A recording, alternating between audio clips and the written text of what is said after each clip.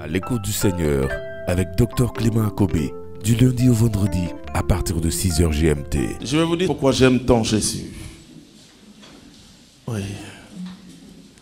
C'est-à-dire qu'on m'avait raconté l'histoire de beaucoup de héros dans le monde entier et je t'ai intéressé depuis ma tendre enfance par les héros. Et quand je suis entré dans la chorale de Saint-Jean de Cocody en 81, j'avais une petite Bible assez intéressante sur le Nouveau Testament, bien sûr. Et j'ai lu l'évangile de Jésus-Christ selon Saint-Jean et surtout la première épître.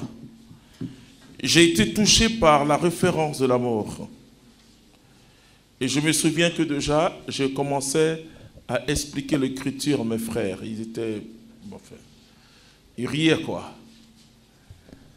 Mais quand le jour où j'ai mis mon pied, le 29 janvier 89, au renouveau charismatique, ce qui m'a étonné, c'est que je voyais des gens qui louaient Dieu, qui disaient, qui pouvaient chanter « Bénissez le Seigneur ».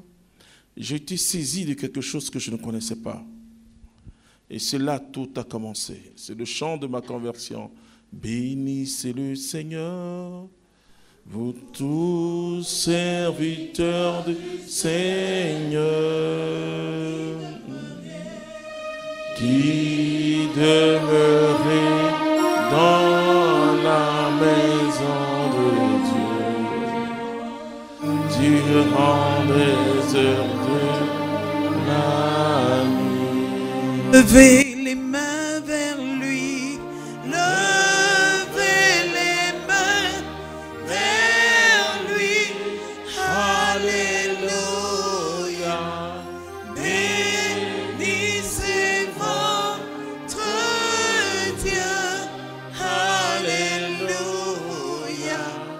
Que le Seigneur soit béni de Sion, lui qui fit le ciel, la terre. Et quelque chose s'est passé dans ma vie. Ce jour-là, j'ai vu des gens qui apparemment n'étaient pas à la page comme moi, mais qui avaient le visage rayonnant. Nous, on criait des joies.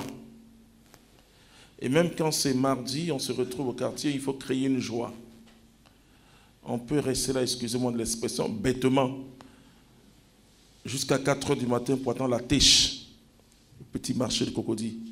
Quand la housse vient, on dort sur les bancs. Mais quand il commence, il ouvre son lait là, son eau chaude, et puis l'odeur te réveille en même temps.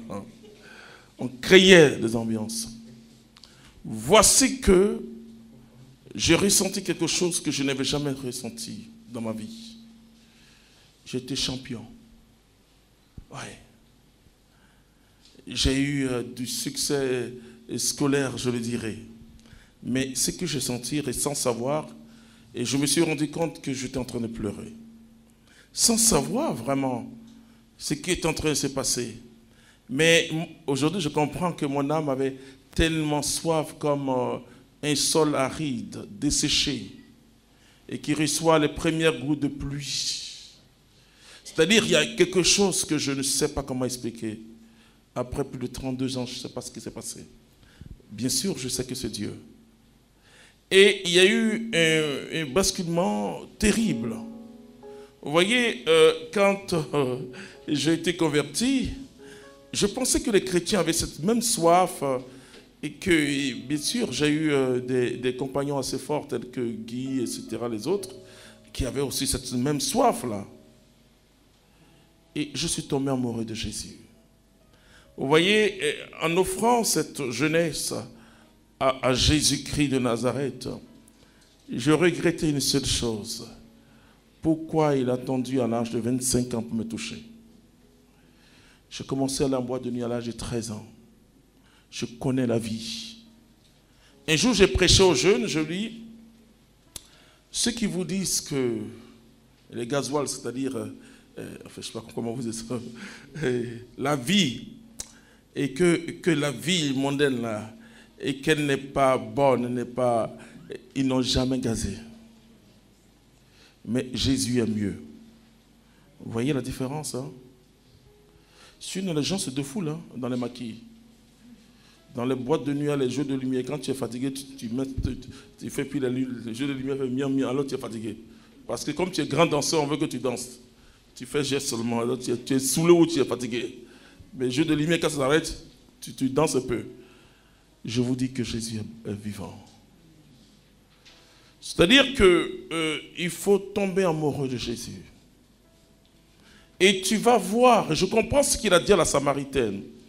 Madame, si tu bois cette eau physique, tu auras encore soif. Mais si tu bois l'eau que moi je te donne, tu n'auras jamais soif.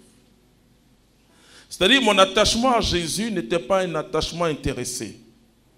Seigneur, me donnait ça. Seigneur, non, je ne savais pas, puisque le groupe où j'étais, c'est moi qui étais devenu et finalement celui qui avait reçu tous les charismes possibles. Ouais. C'est-à-dire que j'étais dans le renouveau, ce qu'on appelle les fraternités des quartiers. C'est-à-dire que le jeudi, on retrouve au grand groupe et puis chacun prend un jour un peu, comme ce qu'on fait à la communauté dans les fraternités. Et mais dans cette fraternité de 15 personnes, je n'avais jamais entendu parler en langue, prier en langue. Il n'y avait pas quelqu'un qui va dire « le Seigneur est en train ». Donc je ne suis pas entré, ce n'est pas l'émerveillement, ce n'est pas quelque chose qui m'a attiré vers Jésus, c'est sa personne qui m'a attiré vers lui. Et cette expérience-là, c'est-à-dire que la première guérison que j'ai vue, c'est que Dieu est passé par moi pour le faire. Donc je n'ai pas vu, je ne suis pas venu, je n'ai pas fait une adhésion mentale, intellectuelle, bien calculée, mais c'est une adhésion du cœur. Alors quand je lis la Bible en 1 mois et demi, que l'ami fidèle en Dieu, nous avons rangé. Vous voyez, c'est-à-dire que quand tu ne l'as pas connu, tu cherches des choses, on te dit, ah, il va te faire ça, mais ça, tu t'en fous. Je vous assure, ce que je vous dis, je ne suis pas un extraterrestre. Je m'en fous de ce que Dieu peut me donner. Il m'a déjà donné Jésus. Et pour moi, c'était important. Je ne voulais pas lâcher Jésus. Paul dit, il m'a saisi, je cours vers le but afin de le saisir. Si vous n'avez pas cette expérience, vous allez vous décourager. On va vous dire, viens, on va prier pour toi, Dieu va faire. Et puis tu attends, ça ne vient pas. Non, c'est parce que tu n'as pas assez jeûné. On va te faire jeûner, quand tu auras vertige. Et ça ne vient pas. Non, écoute, il faut prendre 21 jours cette fois-ci de jeûne. Tu vas jeûner, quand les boutons vont pousser sur ton front. Non, c'est pas comme ça. Quand Jésus vient dans ta vie, tu découvres quelque chose d'autre. Alors pose-toi la question, est-ce que tu l'as réellement rencontré? Parce que pour que Jean et Jacques laissent leur père, leur barque, leur filet pour suivre Jésus, il y a quelque chose qui s'est passé.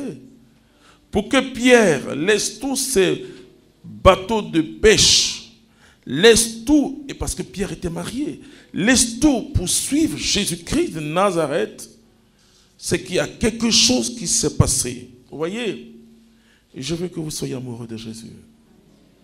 Regardez Matthieu, collecteur d'impôts, en plein travail, Jésus dit, suis-moi. Quand on lit ça, on dit, bon, vous savez, on fait des bons commentaires dans l'église catholique avec ça. Mais est-ce que tu as expérimenté ça? Est-ce que tu sais, mais pourquoi Matthieu a suivi Jésus? Il ne comprenait rien, mais il a été attiré par cette personne qu'on appelle Jésus. Il a été totalement attiré, je vous assure. Marie-Madeleine qui s'approche de Jésus, qui se met à pleurer.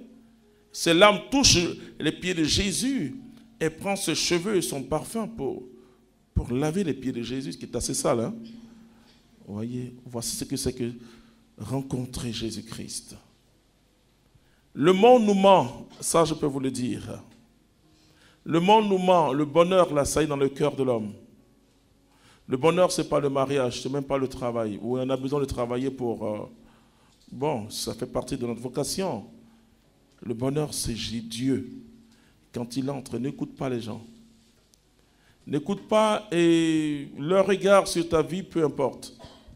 Mais toi, regarde Jésus. Dis-lui chaque jour, je veux t'aimer. Le démon va vous fuir. Je vous assure.